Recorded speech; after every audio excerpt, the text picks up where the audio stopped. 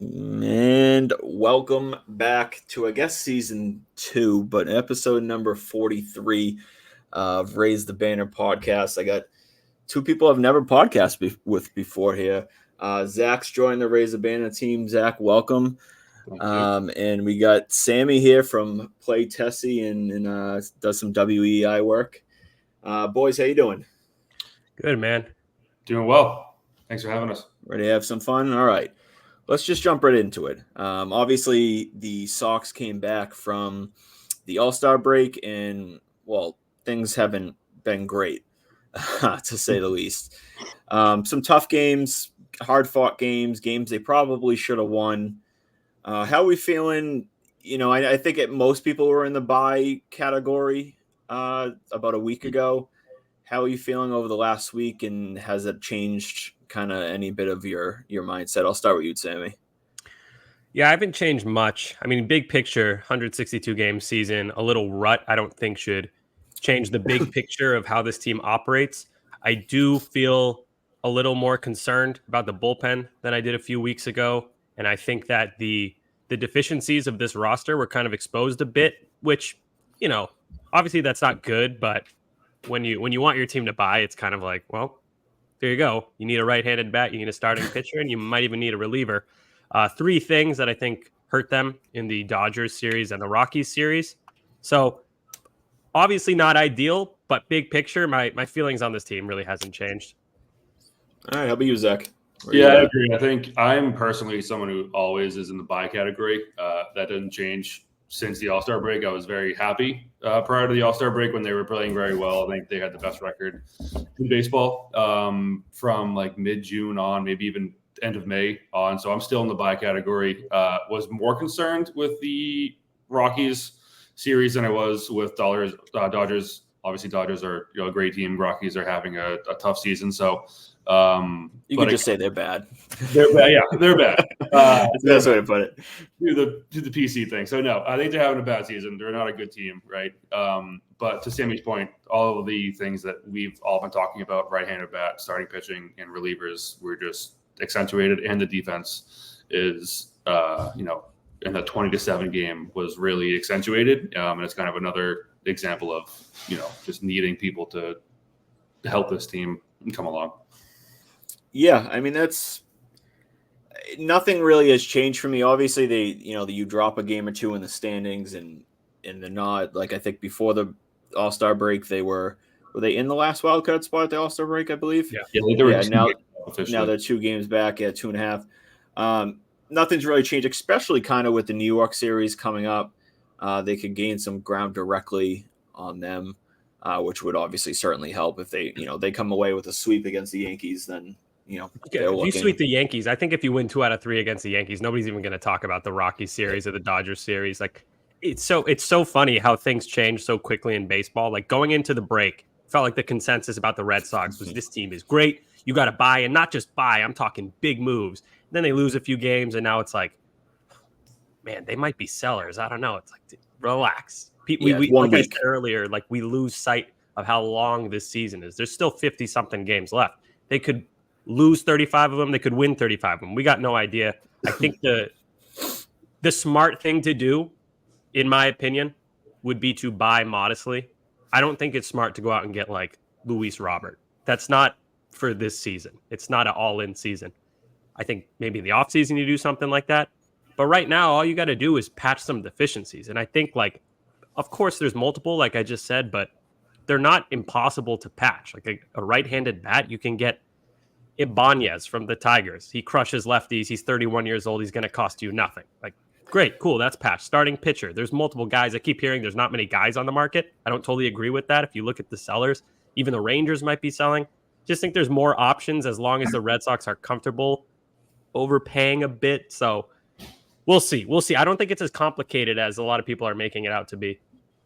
No, and the biggest thing for me is how I want them to approach this is if they're going to give up bigger names and, even beyond the top 3, if they're going to give up the Nick Yorks and, the Buises and the Cespedes, like those guys in those range, or even the Medroth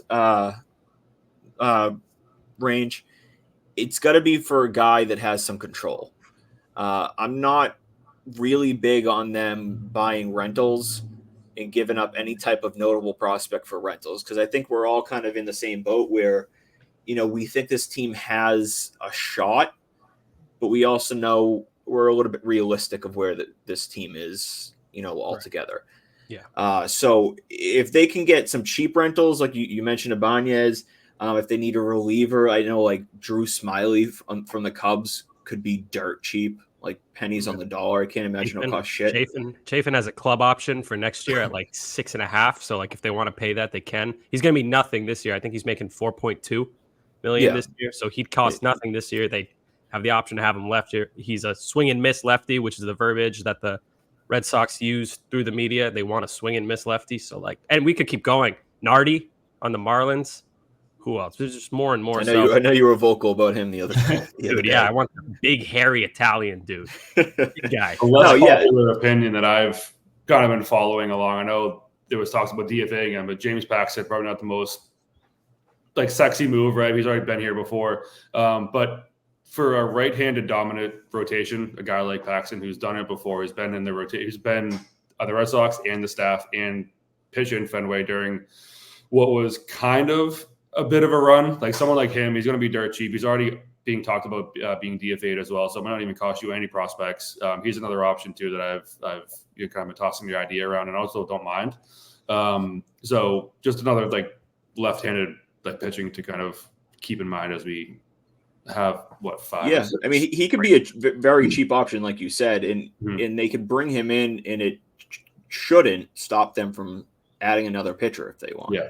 Yeah, if you get Paxton, you can add an additional like depth starter. Like this guy just got signed, but I'm not talking about a fun, exciting guy, but like a Jordan Lyles type who just obviously the Dodgers just snagged him. But if you get Paxton, you could get someone else like that, like a safety net, a guy that you ideally don't want to see, but if something happens, he's there. Yeah, and like I said, I'm not against them going a little bit of big fish, hunting, big fish fishing. Because like they do have a plethora of talent in the minors. As we kind of all know, there's really no room for all these guys coming up and over the years. Now, some of them may flail out and, not make it, and that'll make the decision easier for you. But at the same time, if you're Craig Breslow, you got to look at, the middle infield positions and the outfield positions and say, who's our long-term guys? Who do we want here long-term? Duran seems to be that option. Obviously, at this point, it would be really difficult to move him with the way he's played. Rafael just signed the extension. Obviously, they got Abreu, and then they got Anthony. They got Campbell in the coming years. And the list can kind of keep going of options that they have. Breslow needs to decide which guys we're keeping. And when you make that decision, if they say, okay, Blease, doesn't really look like he has a long-term spot here, we could use him and maybe a Nick York, who again might not have a long-term spot here. You package those two guys together, you could probably get a pretty good baseball player and a guy with control. Yeah, the thing with Miguel Bleis, if you trade him right now, I believe he's 19 or 20. His value's a little lower than it should be. He's in the low minors. Yeah, so it's that kind of, this is why being a GM is so hard. And not that I have any clue what goes into being a GM. This guy could completely fall off a cliff when he gets to AA, and then you got nothing. Or you could trade him, and absolutely. He can become Luis Robert 2, Julio Rodriguez 2. So, the low minors guys are a little scary to package in those big trades for both sides. But, if we're talking about what do we say? Big fish hunting, big fish fishing. Yeah, big fish hunting, not doing that. Fishing. I don't know if I would. It would be really, really hard for me to be convinced that trading anyone beyond like Christian Campbell. I feel like that might be the most valuable prospect I'd be comfortable parting with. Of course, that's not like if Tarek Skubal is available, something insane like that, some like 0.1% chance of happening. It's a balance. It's a balance of, if a stud pitcher becomes available, obviously you talk even the big three guys, but right, like shit happens, but generally this year, like you kind of alluded to it, Matt, like they're a fun team. They could make the playoffs, but we're not deluded. We don't think this is a team like these guys are World Series or bust. That's just not the case. Like, could they get there? Sure, it's baseball. But, like, I just feel the way to go this deadline, and how many days away are we? Like a week away? 6 days? Is it 31st? I honestly don't remember if it's 31st or the 30th. Yeah, right around there. Whatever it is, it's a week away. Yeah. Yeah. Okay. Next week when we get to the deadline, I should probably know that. I'm talking about trades on like 3 different shows. You probably know the date of the deadline. But when we get there, I think that, like I said earlier in the show, modest additions is the way to go. And then next year, when you know what your roster is going to look like in 2025, that's when you go, fuck it. Let's make a big move. Let's make a splash. Let's get Lou Bob or friggin' whoever, some guy, some Mariners pitcher, even though they don't want to trade anybody. They don't even understand that offense exists. So we'll see, man. I just like this year, like let's be smart about it. Remember where we are, who we are, etc. I mean, I have to believe. I agree. I think I have to believe that Breslow in front office has an idea of what they want. Right? They've talked enough about picking a lane, and they don't want to do what Heimblum was accused of for the past couple of years and staying in the middle. You're selling some pieces off. You're getting some big pieces too. Like you have to pick a lane. I have to believe that the front office and Craig Breslow have done that, right? Otherwise, I don't think that Cora would have signed that 3-year extension. I think that there was something that was said, some conversations were had where he liked what he heard. He liked the direction that at least they wanted to go. And he was like, screw it, I'm going to stick around for another couple of years. I believe in this team. I see the vision. So let's do it. Let's sign on for, I think what the second highest salary outside of Craig Counsell for managers, maybe the third. I don't know what it is exactly, but it's up there. That's a good point. Good point, Zach. Yeah. I think that people often overthink things, kind of like X happens, which means that Y will happen. But in this case, I do agree with you. I think that based on how Cora operates and what he's said in the past, that you have to be encouraged that he just signed this extension mid-season, which he said he didn't want to do either. So yeah, it came out of left field. It really did. It was, I'm not talking extension during the season, and then not even like, hey, they're talking, and then maybe a week later something gets done. It was within like 30 minutes. I saw. Yeah, it was they're talking, and then like an hour later, there's a deal. Yeah. I mean, they had to have blown him away because I don't think Cora's a guy who's dishonest in the media. There's some guys you can tell kind of say what you want them to say or say what they think is the best thing to say. I think Cora really is genuinely an honest guy when he talks to the media, and that's kind of rare. So when he said no negotiating in the middle of the season, I believe him. Now, it probably happened, but he didn't think it was going to happen. So I have to think that he was shocked by this offer. I mean, I'm shocked. I did not think that the Red Sox would offer him, like, we can round it up $7.1 million a year. That, if you asked me if they'd offer him that, I would say, hell no. Have you seen how these guys operate? So to put a button on it, Zach, I agree with the point. It's a good sign. It seems like things are changing a bit.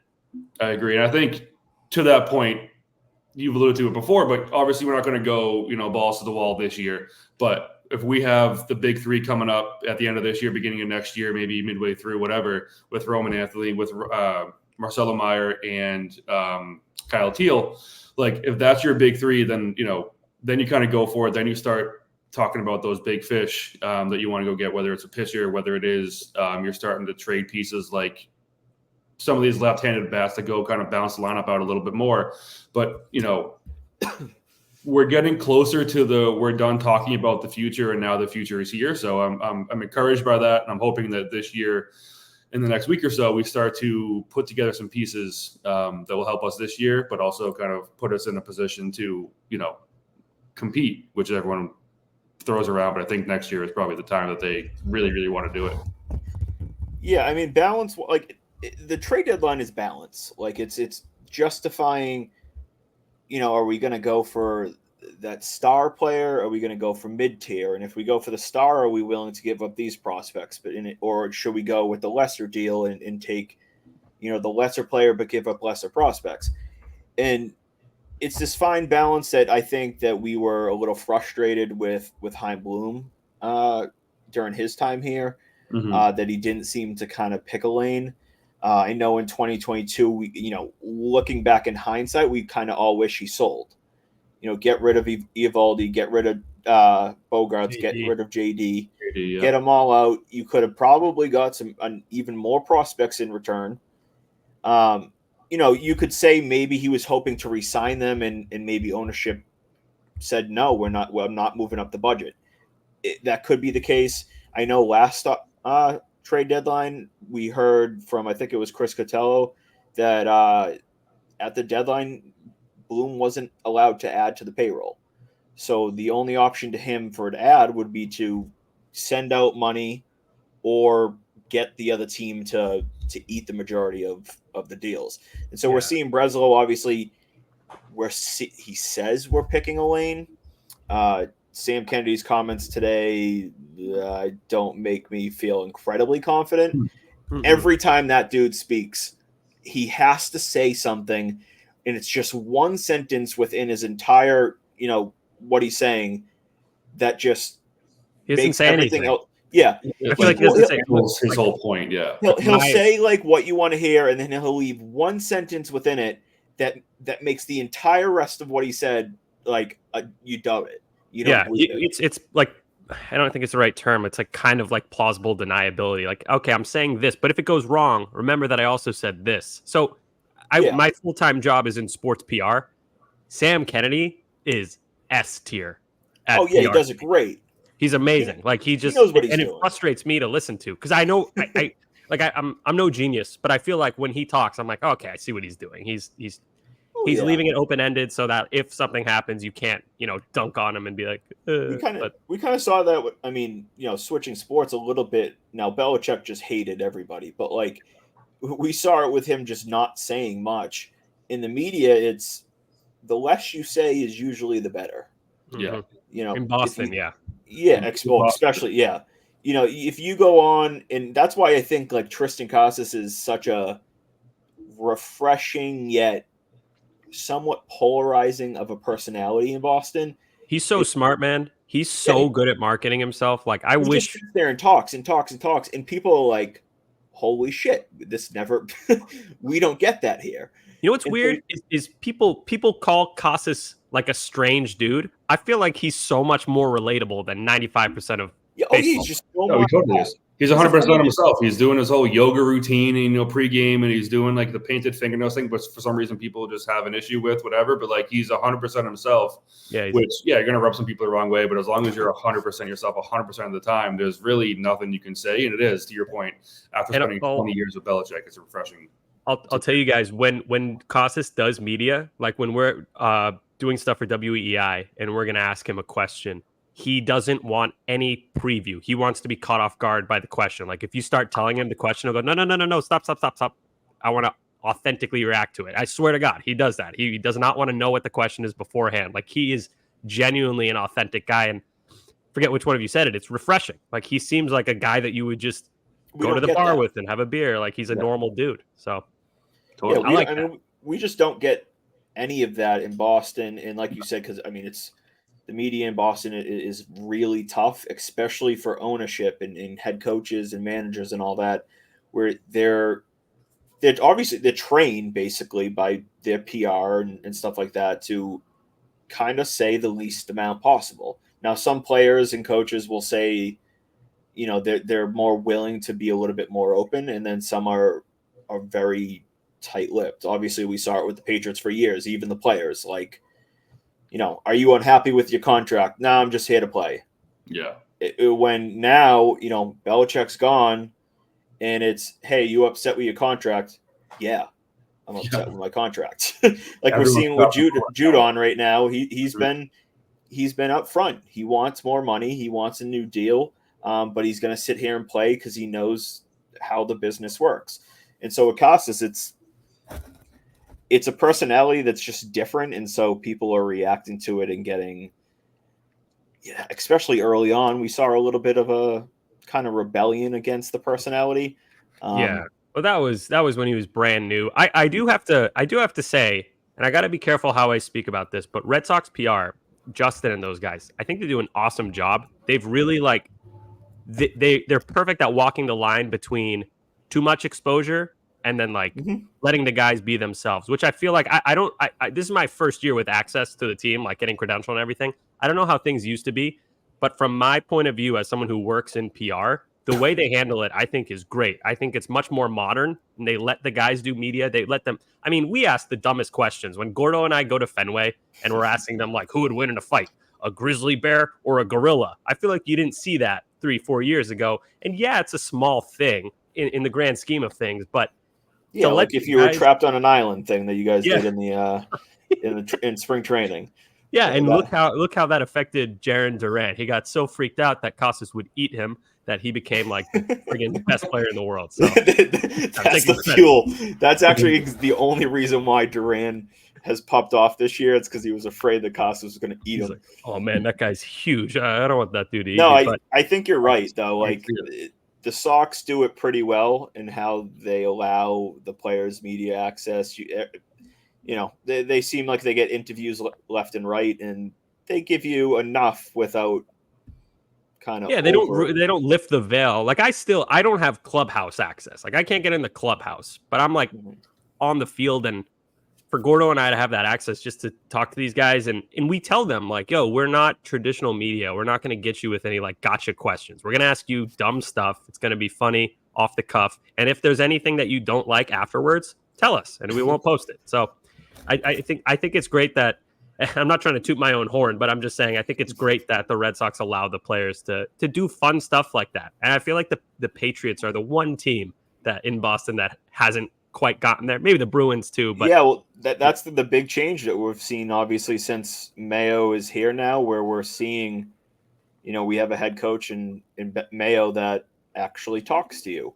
Yeah, we got players who have been more vocal. They said today that there's now a hangout room that has video games and a pool table. Like that never happened under Belichick. There's like a basketball hoop in the locker room. Like that certainly never happened. Yeah, they're evolving. It's good because like when Belichick was here, I thought like the absence of all that stuff and the kind of military style football team, I thought that worked. You had Tom Brady, you had Bill Belichick, but you don't have either of those guys anymore. So it's nice to see them adapting at least. Like Matt, you're way more locked into the Pats than I am. Obviously, I watch all the Pats games, but from the outside looking in, it just seems like they're not there yet, but they're doing their best to kind of become. They're no longer the Patriots that we grew up with. I was born in the mid '90s, so I kind of I barely remember Drew Bledsoe. My entire memory is Brady. So you're no longer this outlier team that has like God himself as quarterback. You're a normal team, and you know, not as fun, but they're adapting, which is nice. Yeah, I mean, we for the last 24 or 5 years, like it was a zombie apocalypse, like in Gillette Stadium, where the coach didn't say much, the players didn't say much, so like there really wasn't a ton to report, and we got so used to that, and we almost kind of like defended Bill over time of like ha ha ha, like that's his gimmick. He just doesn't like the media. But like I think we all can say we like more access. It's better. We liked it when it was winning and when it was seemingly working. As soon as Brady left, and then Bill was still doing the antics of the "I'm not answering your questions" and kind of doing his like grumbles on the microphone. Then we're kind of fueled the frustration. You're losing, and you're kind of a dick. Like I don't like you at all anymore. And then that kind of started the snowball of the team sucks. You can't build it on offense at least. So that kind of led to a lot of people being like, "Wait, this." Maybe wasn't the formula for a long time. So, but I agree. I think letting people in, letting us, have some access without giving us, the full formula, is good. It's just refreshing. It's good for everyone. It's good for people and players. It's good for players. Good for kids that come up. It's good for the players feel better. I mean, that was Belichick's biggest thing, especially in recent years. The older he got. I mean, we've seen how generations have changed over the last 10, 15 years where, 20 years ago, when you were a rookie, it was a lot more put your head down and work. Mm-hmm. Now it's, we kind of saw it with Mac Jones. It was why. It's asking questions. It's, being a little bit more vocal, having to be easier on them. And it kind of clashed with Belichick's, I think, kind of approach. But I do want to get kind of back onto the Red Sox topic. I got two more topics I want to talk about. The first one is, we talked about obviously the logjam of prospects that are coming up, and the current roster is already left-handed heavy. It kind of really more your opinions and I guess a little bit predictions of how you kind of think it's all going to play out in the coming years. Obviously, we got a bunch of outfielders. We have a bunch of middle infielders. We don't have a lot of pitchers. How do you see like the 2026 team roster on opening day kind of looking in terms of all these players coming up? It's a tough question. 2026. Well, I think Teal's going to be the starting catcher. I think Connor Wong's probably going to be gone, and that's a compliment to Wong. I think he's too good to be a backup at this point. They're going to move him. I don't want a Bobby Dahlbeck situation where you have Dahlbeck playing well, Tristan Casas looming, but they're like, I like this Dahlbeck kid too. Let's stick with him. He could hit 30 home runs. Yeah, he could, and so could I. So I think they're going to move off of Wong eventually. He's too good to be sitting on the bench, so I think he's going to get dealt. It's going to be Teal, Casas, second base. I got no clue. I like Grissom, maybe. Maybe Story. Like I think, like we can't really trust that Story will be available. Yeah, but like he's on a contract for what, 3 more years? Yeah, after this one, yeah. Okay, so second base is weird. Yeah, Story, Grissom, Hamilton. I don't think Valdez is going to cut it. York, yeah, York. Yeah, I think York's going to get moved, I believe. I'm not sure. Yeah. Second base might be the toughest to predict. Shortstop and third, easy, Meyer, Devers. And then outfield is where it gets a little cloudy again. Shot. Actually, maybe not. Maybe it's not that cloudy because I think Roman Anthony's going to have a corner. Sedon's already locked in. Just one more corner outfielder. I guess that's the question mark. I don't think it's going to be Abreu because then you got like 7 lefties in the lineup. That's a little crazy. Yeah, well, that's kind of the big issue is like on top of having a surplus, they're all lefties, and they're going to have to balance it where like if you put between second basemen, York's a righty, Grissom's a righty, I guess. Story's a righty. Meadroth is a righty, right? Yeah. Meadroth is a righty. So I guess that position they'll probably be good, but we talked about like the other infielders and catcher, they're all lefties. They're all basically locked into the lineup for the next few years.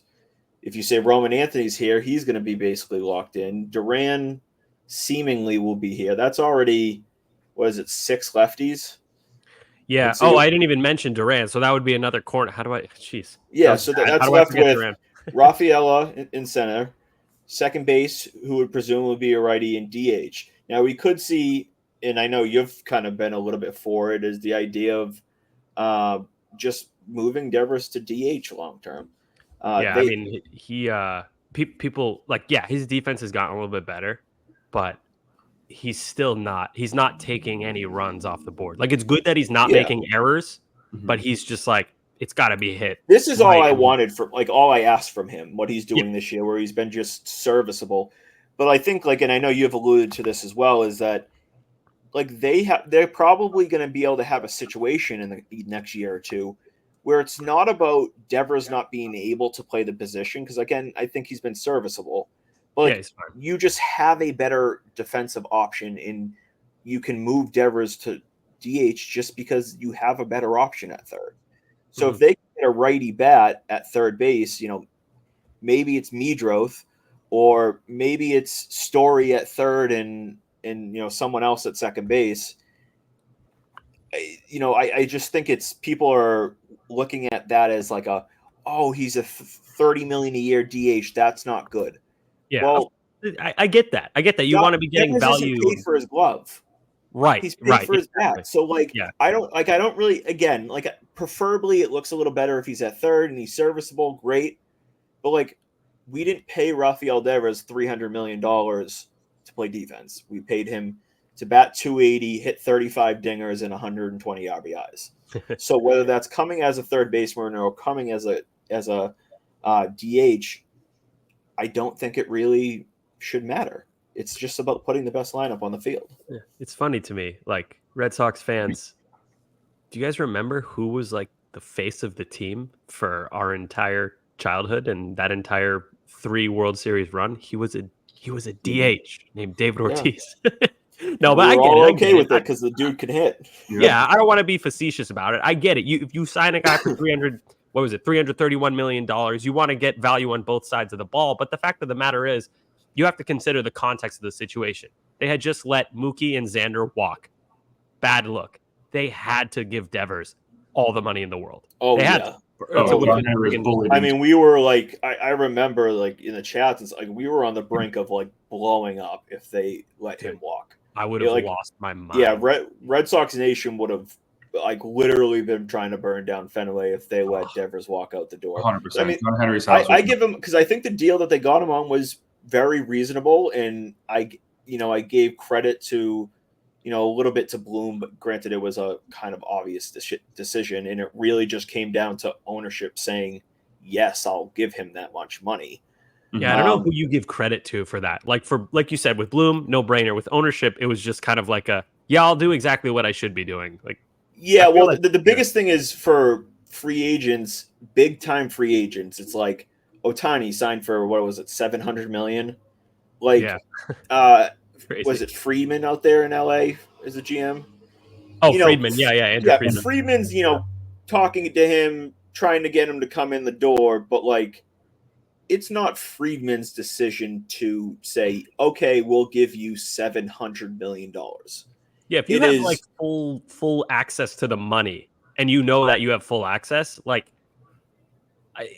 it's so tough as a fan to grade these signings because we don't know who's doing what. And I feel like I'm fooling myself if I say like, well, Chaim Bloom shouldn't get the credit for this or that, or like with Devers, because we're Red Sox fans, we know the context of the entire situation. So it's easier to say like, okay, yeah, obviously they had to do this. But like with Freeman, Freddie Freeman, Andrew Friedman signing Freddie Freeman, that's freaking tough.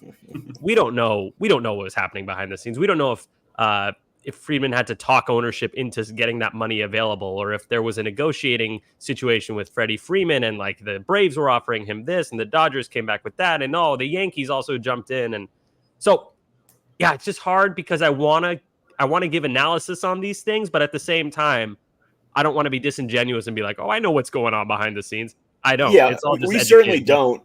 The way I've kind of, I don't know, set the line in my head is like, if you're going longer than like 6 years, or you're going like above 30 a year, like those thresholds, you got to start talking more towards ownership.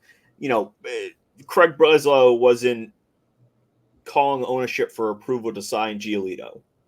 Like that's not really happening.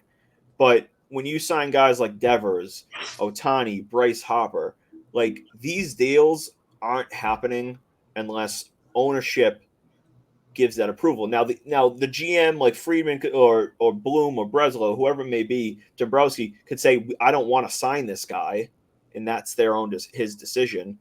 But like when he decides this is the guy I want to sign, you're not writing a $300, $400, or $700 million contract without ownership saying, yes, we can do this. I mean, ownership's going to be involved in every deal. Even with like Giolito, I think ownership had to have been involved. There's still millions of dollars going back and forth. Yeah, it's more of a... To your point, the degree of it varies. The degree of how much they're involved, like way more with Rafael Devers than with like the Hunter Renfroe sign. I don't know why that was the first one that came to mind, but like, or no, with that, yeah, that was a free agent. God, it was a while ago. I don't even remember, but you get the point. Like more involvement from ownership in the bigger deals for sure. I agree with you on that, but it's the attributing the credit part is where it's tough. It's much easier with trades because trades, it's one guy on one team on one side, one team on the other. They got their GMs, and they got all the assistants, and like who's going to come out on top. And for me, like it's just so hard to grade these things the day of. It takes so long for us to know how a trade will age. Even like I'll go back to Hunter Renfroe. We all thought, oh my God, shit trade. You got rid of Renfroe, solid bat, not a great defender, but he's got a nuke in right field. You can use that. And then he goes to Milwaukee, doesn't do much. He's been on 72 different teams since then, and David Hamilton looks like a really good player. So I would say Red Sox. Benintendi deal looked terrible at first. Now the dude's like has the worst WAR in baseball, largest contract and worst WAR. Yeah, the guy's getting paid $15 million a year, and he's not just average. He is flat out bad. No, he's bad. Was that Winkowski? Winkowski deal? Yeah, we got Winkowski deal and a couple lower end guys. Was it Franchi?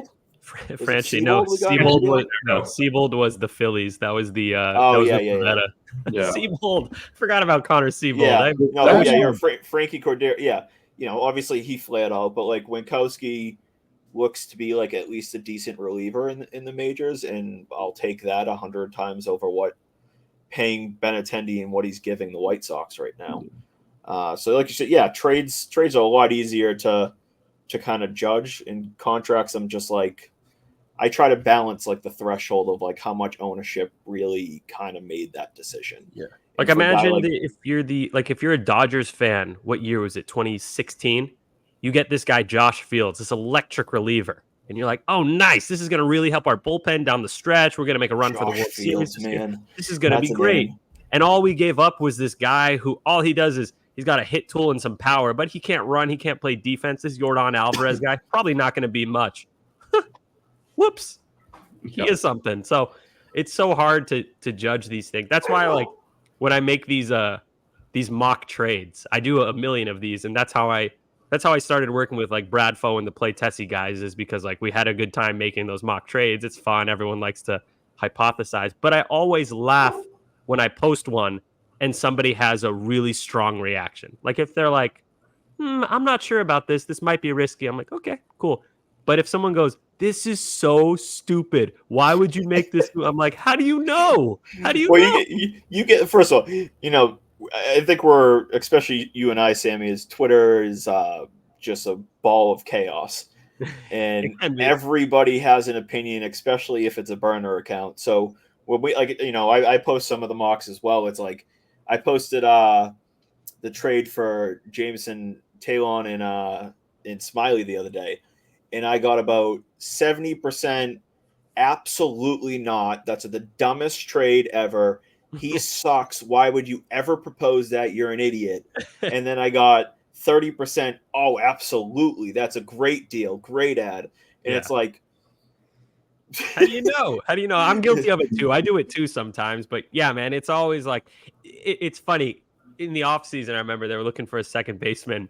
And I had all these different ideas. Like, you could go this way. You could sign this guy. You could make this trade. We were on the Whit Merrifield train.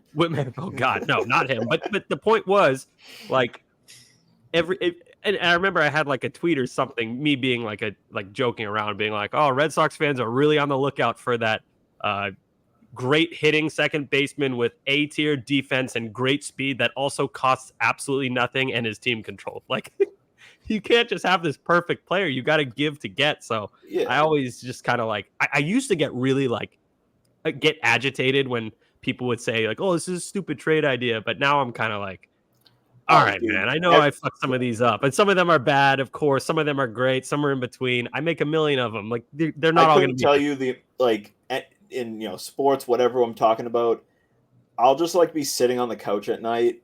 And I'll get I'll go look at my notifications, and it's like, you're a goddamn moron. And I literally, I audibly like laugh. Yeah. And I'm like, this is so ridiculous that people are just like commenting these things. And then sometimes I'll go back at them, and like, it just becomes like an argument. I'm just sitting there hysterically laughing at this entire situation. I think one thing I've learned from kind of doing podcasts and having more access is to be more humble and accept that I don't know everything and I'm going to be wrong a lot of the time, and that's totally fine. Like, just own up to it, and it's not personal when people don't like my takes. It's okay. We don't have to agree. Yeah, I mean, if people tell me I'm an idiot, I'll be like, why am I an idiot? And no, go ahead and tell me I'm an idiot. I might disagree with you. See, I don't even respond anymore. I just go like, I agree, or I'm like, I might be. I kind of am an idiot. People that like get told they're an idiot and like go on this rant page, like lashing out, calling the other person names, like all this, all that. Yeah. And then you're just sitting back and you're like, man, we're talking about baseball on the internet. Yeah, dude. Like we're talking about baseball, man. Like, it's not that big of a deal. But all right, I think that's kind of our Red Sox segment. Sammy, I appreciate you coming on. Is there anything you want to kind of plug while you're here? Yeah. If you enjoyed this show, I would say our show Play Tessie. We talk a lot about the Red Sox. Play Tessie. That's on Instagram, Twitter, or X, whatever you want to call it. Download us, whatever podcast app you like, at Play Tessie. You can also follow me on Twitter, KeepHammer94. And tune in. Let's talk socks.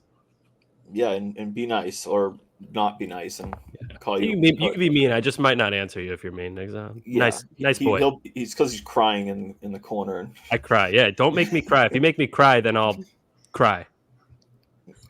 Fair enough. All right, Sammy, I appreciate you coming on. We'll have to do this again soon. You got it, man. Take care. Take care, guys. All right, that's Sammy James with Play Tessie. It was good to talk some Sox.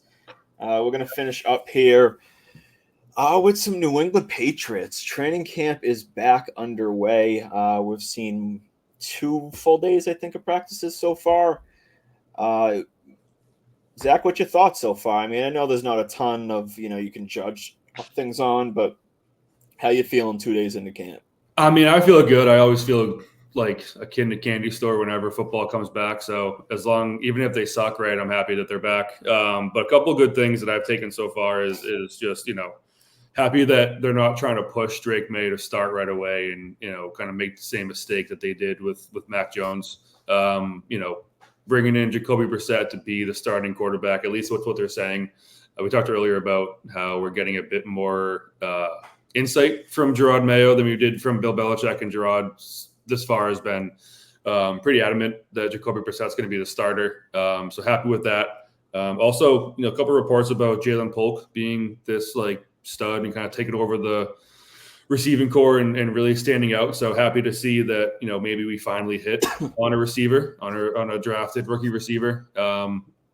Unfortunate that the first one we might have hit on is after Bill leaves, but so all things considered, so far so good. And we get a couple of guys back who were hurt last year, Gonzalez and Judon, assuming that Judon stays, but all good so far. All positive thoughts here.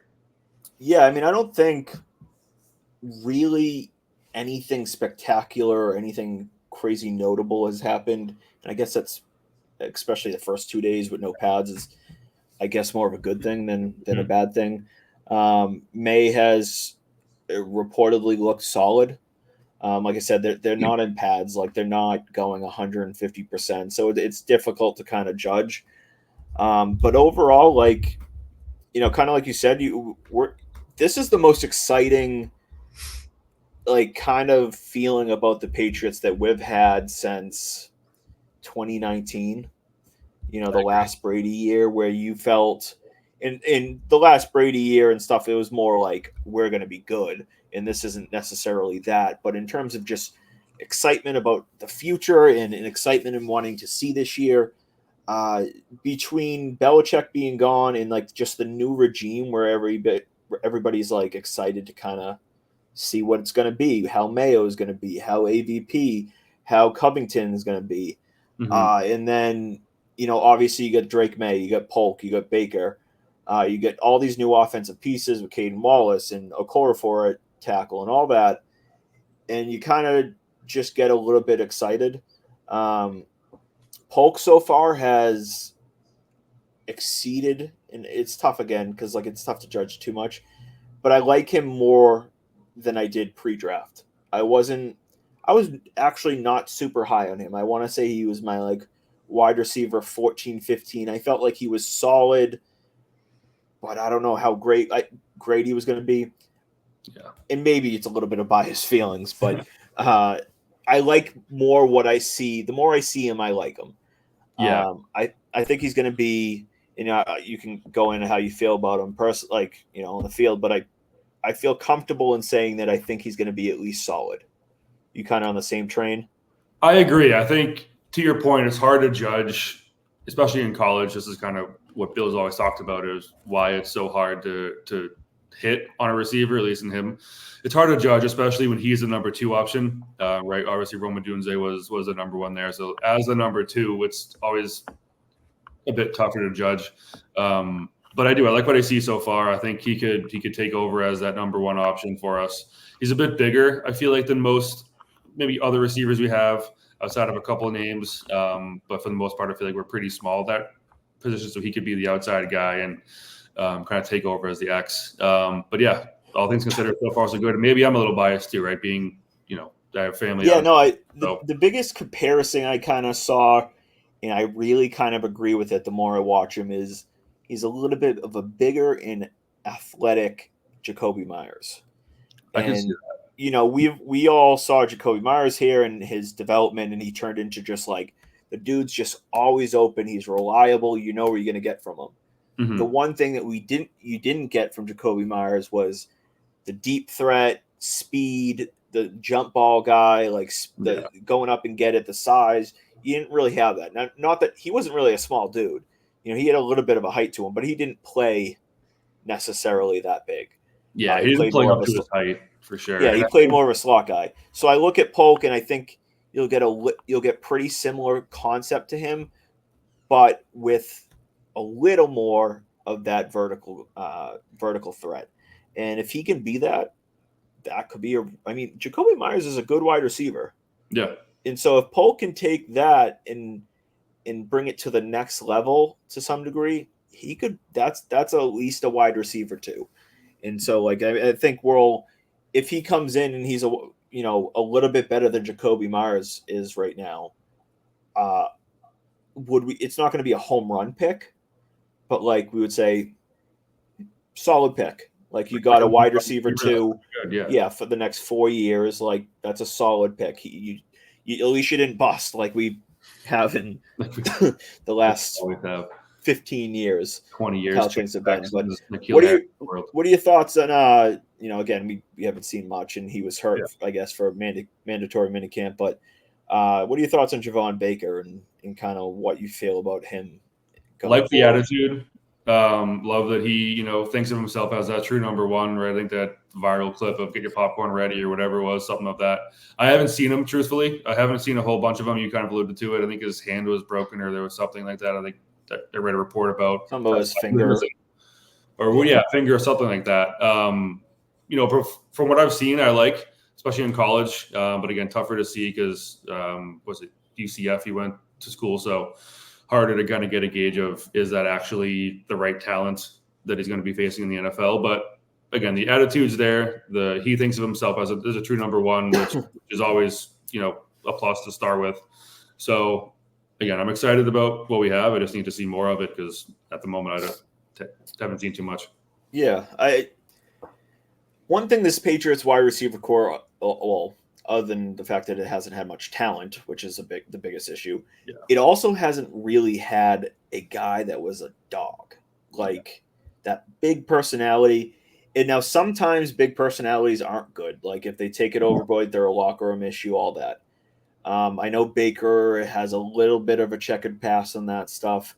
But if he can kind of put his head down and work, which seems like he's doing so far, he's got that dog mentality to be like the alpha receiver, the wide receiver one. Mm-hmm. And I think he has enough speed in the size and the playing style where he could be a number one. I just think he's a little bit more risk. I could see him just being decent. But I do think, and I loved the pick in round 4. Like I wanted to take him in the 70s. So to get him at what it was like 110 or 105 or something like that, or 108, something like that. I was thrilled. So I'm happy that he's here. But I feel less confident about him. Mm-hmm. But I could maybe say he has a higher ceiling than Polk. I could see that. I think to your point about without risk, there's no reward. I think it's true, right? I mean, that was one of the things we always gave Bill a hard time for was he would take no risk. He picked N'Keal Harry over guys like AJ Brown and Debo because of, the interview as if that is what's going to make you a better player, right? Like he just didn't want to deal with anyone who was going to give him a hard time. He had Matt Patricia running the freaking offense when he's a defensive, I would consider him a defensive failure, but he won a Super Bowl, whatever. Like he just did not want to deal with anybody who was like an attitude or had a chip on their shoulder for whatever personality. reason. Yeah, personality. Someone that will fight the power. Yeah, exactly. He just wanted people to fall in line and listen to him as the end all be all. So to get a guy like Javon Baker who has the opposite of that, I'm excited for it. Now it's got to work, right? Keyshawn Boutte hasn't worked out, and he kind of was in a similar boat. But yeah, you got to take the risk to get the reward, and I think he has the tools and he has the attitude. Now he has to kind of channel that, but he has what it takes, I think, to be a number one or at least an impact player. Yeah, I mean, we're kind of on the same boat there. Where do your thoughts? Again, we haven't seen a ton, but what are your thoughts on like the state of the offensive line or where things at? I had that on my list. I'm nervous about it, right? I mean, David Andrews is getting older. Like that he's still the center, but he's older. Outside of that, there's a lot of question marks. I mean, Owenu's back, but he's a guard. He's not a tackle. He tried that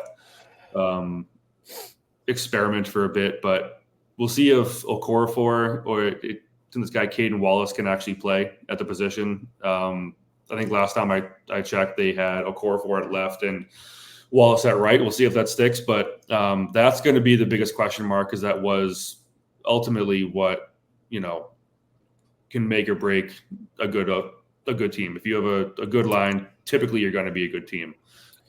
So that's a huge question mark for me right now. Yeah, and on top of good team, like protecting a rookie quarterback potentially. Exactly.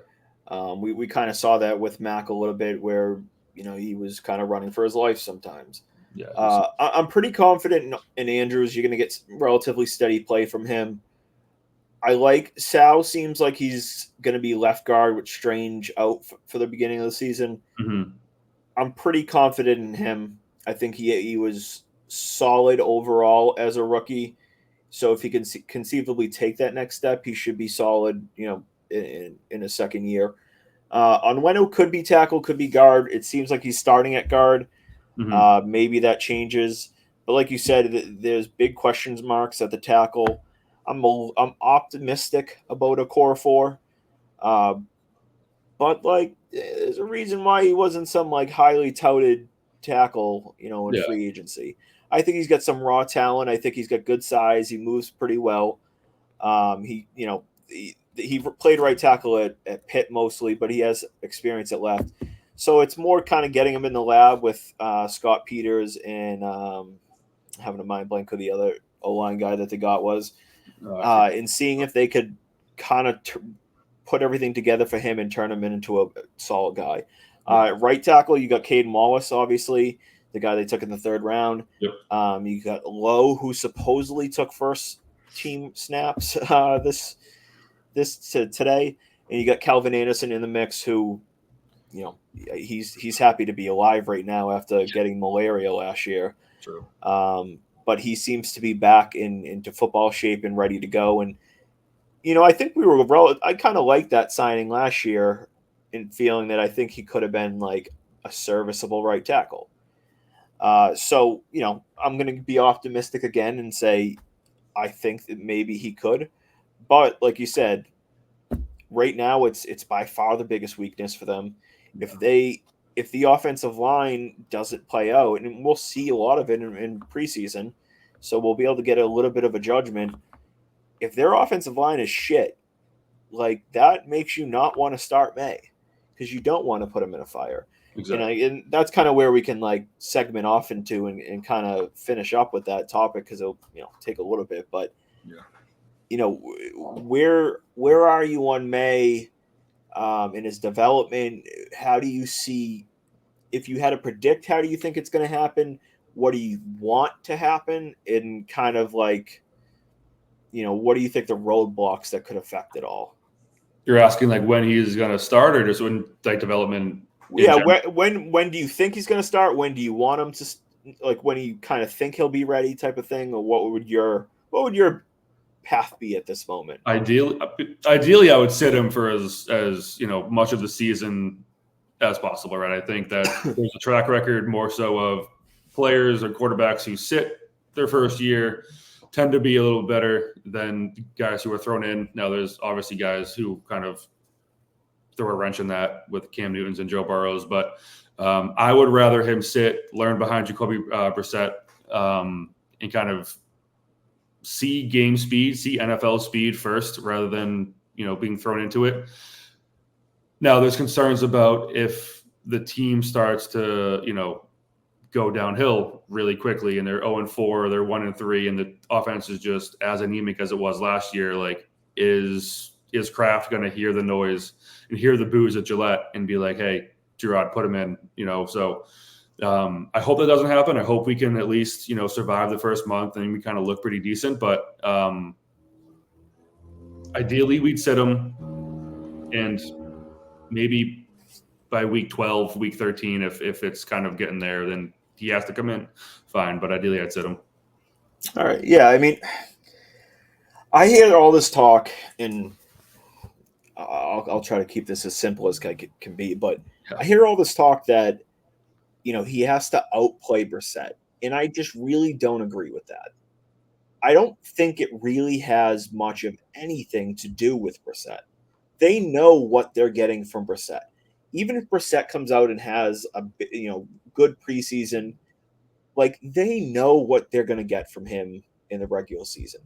So it's not like a true battle where it's two unknowns. It's one known guy, one known commodity, and one unknown. So like for me and why I don't really buy into it, I think it's just about Drake Maye. It's just about him. It's, the footwork's overblown, but like, where's his footwork? Where's his comfortability with the playbook? How is his pre-snap reads? How is his post-snap reads? How is he feeling inside the pocket in terms of feeling pressure, knowing when to get out, all that? If they feel comfortable with him, go with them. Yeah. If you feel comfortable with him, and I'll say the O-line doesn't look like they're going to get him killed. Yeah. If things align and you feel okay, like he's ready, just go. And if that's week one, that's week one. Mm-hmm. If they feel ready, like they don't need to tiptoe the game in terms of like, if he sat the whole season, like, do I necessarily think that's the wrong move? No, I'm going to trust what they see. If they feel like he's not ready, don't play him. But if he's ready himself, put him out there. Like, go. Like, he'll work through it. And as long as you feel comfortable with him and how he's mentally processing the game, there's no reason to really kind of keep him off the field. And again, like if you feel he needs work, sit him. Like if you feel like he needs a couple weeks, I do think if he doesn't play week one, you're not going to see him till bare minimum week 4 or 5. I don't see a scenario where like he plays week 2 or even kind of week 3. So like it's just if he's ready, go. Like it's just kind of that simple. Don't play games, and I know it's kind of a polarizing topic on Twitter of what people kind of feel like they should do with him, but it's all on him. And I think my prediction, I think he's going to play week 1. That's just what my gut tells me. My gut says he's going to show Mayo enough where they're just like, let's go. Like, let's ride it out. Yeah. I'm not at the point where I think that's the right decision just yet, mm-hmm. but I could get there depending on how things go. Well, that is what happened with Mac, right? I mean, there was like reports of him teaching Cam the playbook at times. And he came out week 1. He had a decent rookie season, and he was ready to go. He showed that he was ready to go. Now his downfall was Bill was dicking around with the coordinators and kind of pulling his friends in, as I mentioned before.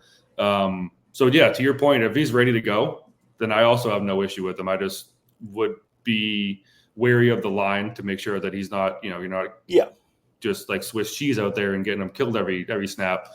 But if he's ready to go, he's ready to go. Nothing's more time isn't going to make him more ready to go. I'm just more concerned of like, and maybe I do just have, post-Mac traumatic stress disorder of you sent them out there and I got my hopes up and now I'm PMSD, post-Mac stress disorder. Exactly, post-Mac stress disorder. So that might be why I'm more skeptical or hesitant, maybe is the better word, to start him week 1.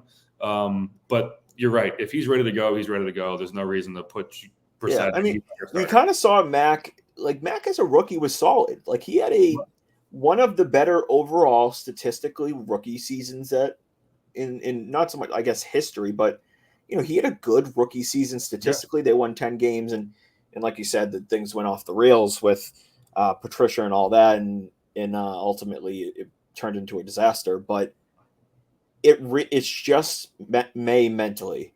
If they, and that's why Mac won the job. Mm-hmm.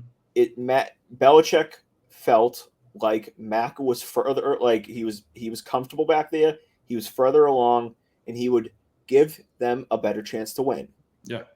If they feel like Drake Maye will give them a better chance to win, and a lot of that is mental for a quarterback, go run him out there. A lot of it's obviously a fine line between like not wanting to put him in the line of fire with a bad line, or if he's not ready, like you don't want to ruin a quarterback, which I think they kind of did with Mac and we can go on with that for years. But if you feel like he's ready, put him out there, and like he's gonna make some mistakes, and he might go out there in the first drive he's out there, he throws a horrible pick. Like, get him back out there and go. Like, trust your gut and what you see as him. And if you're ready, if you feel he's ready, there shouldn't be anything that stops them to get the ball rolling. And my gut is just for some reason telling me week one, because maybe it's just because I believe. I don't know how long you followed me, but I was a May believer for a long time before the draft. I mean, he's got a lot of people behind him too who are in the same boat, right? CJ Stroud said he was the number one, most. I was surprised that he said that. I was surprised to hear that too. As you're going through that, and as you were saying, like, all your reasons for starting Drake Maye week one, is it weird or wrong to say that Drake is almost more? And I may have to workshop this take here, but like Mac Jones came out and he had like just 2 Pro Bowl wide receivers. He had the entire Bama offensive line, who I think all of them went to the NFL. Like he came out. I know where you're going with this, but yeah. So he was like, okay, I got it going on, and he knew, he felt like no one could touch him, right? So Drake didn't have that, right? So he had to he's already had to work with the kinks and understand that not everyone's Bama. You're not going to be behind, Pro Bowls and have Najee Harris to hand the ball off to, or Devontae Smith to throw down deep to. So like the ego is not going to be there. The expectation might not be there that Mac had. So like, is he more pro ready? I don't know, but he's definitely might have a more. He might handle the chaos better. Yeah, thank you. Like he might just. Yeah, I agree, and I've said this before. Talking with friends and stuff, that he came from chaos. Mm-hmm. Like he came from a poor offensive line. He came from poor receivers. He came from a situation where he was the far, far superior talent on that team. Yeah. And so, yeah, I mean, like that's going to help you handle the chaos if you already have. And you talked about, comparing him to Mac. Like you said, Mac was like on Alabama. He had multiple elite wide receivers there. He had a good O-line. He was able to just drop back and pick apart defenses, which he did very well. He had one of the best college seasons in history. Mm-hmm. But he didn't have to deal with a ton of chaos.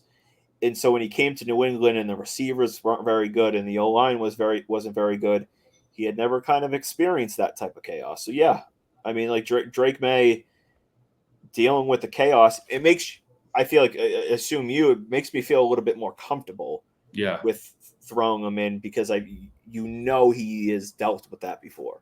Yeah, I can't see Drake Maye throwing his hands up and swearing at Matt Patricia because the play sucks or whatever. Like I think to that point he's dealt with the chaos and he can handle it better. So I'm excited. I'm excited to see what happens. And I think we're 2 weeks out now from the first preseason game. Which 2 weeks from today. Oh, I can't wait. I know. It's for years and years you watch preseason and you're like, I'm not paying attention to this much. Like it's just on in the background. Occasionally look up. Now it's like I'm going to be freaking glued to the TV watching this dude play, because I think early on in probably game one he should see. I mean, they might have 4 quarterbacks. Jesus Christ! Who's the fourth?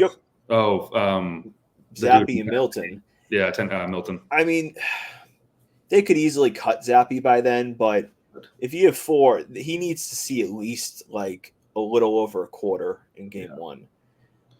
Ideally, you want him playing like I want him playing like a half in the first preseason game, and then like maybe you could give him a little over a half in game 2. And Brissett doesn't need 3 games. Like if you feel like you want to really see what you got at him in game 3, give him give him the full game. Yeah. No, I think 3 games. agree. Would you? You can't. Would you start? You can't start Drake in game 1 preseason. Yeah, that was good. I don't. I mean, you could. I don't think they will. I think it's kind of going to be a situation where even if they feel by week 1, which is obviously 2 weeks away, even if they feel internally that May is overtaking him and will win that job, I think week 1 you're going to still see Brissett start. Because again, like it's not that it really matters in the end, but give the veteran the start, let May settle down in the first half, and then go out there in the second half or whatever, whenever he comes in. And so I mean, you could, and again, it depends. Like there's a chance that I wouldn't be entirely shocked if Brissett doesn't play, there's a chance he doesn't play in the first preseason game. I could see a scenario where he only plays in like the week 2, second preseason game. I assume he'll want to get some work in with all the new guys, but I could see him not playing that much because again, like he's done it before. Like you know what you're gonna get. He's comfortable in AVP system, so it's not like he's adjusting to that. Yeah. So yeah, I mean, I want May. There's 12 quarters between 3 games. I think he needs to be playing at least 6 of them. Like at least, if not, probably closer to 8 to 10, ideally, because you want to see what you got at him.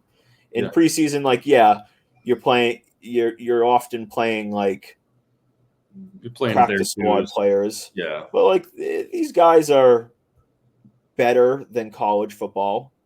Like these are all pro football players. And so you'll get a chance to see like game speed, right? Game speed at UNC is not the same as in the NFL. So yeah, I mean, even like the practice squad players that are fighting for spots on an NFL team is better than what he was seeing in most college games. True. Yeah, so give him minimum 8 quarters, and I'm just excited to see what he can do because I mean. Not so much my reputation, but I was very high on him. So if he sucks, I know I'll hear it from people. Oh, for sure, yeah. But yeah, I mean, if he turns into a stud, I'm not going to be quiet either. So it's fair. It's fair game. But all right, that's going to wrap this up for tonight. Zach, it was a great first show together. Next week we got Mr. Ed Hand, I believe, joining us. I think we're going next Wednesday. Ed will come in and we'll see when the deadline is. It might be next Thursday, so we'll have one more day right before that. We might have a trade or two for the Sox, by then, and then we'll have something to talk about. But until then, thanks for listening, and we'll be back, like I said, next Wednesday. I think it's 6:00 likely. But until then, thanks for listening. For sure. Thanks, guys.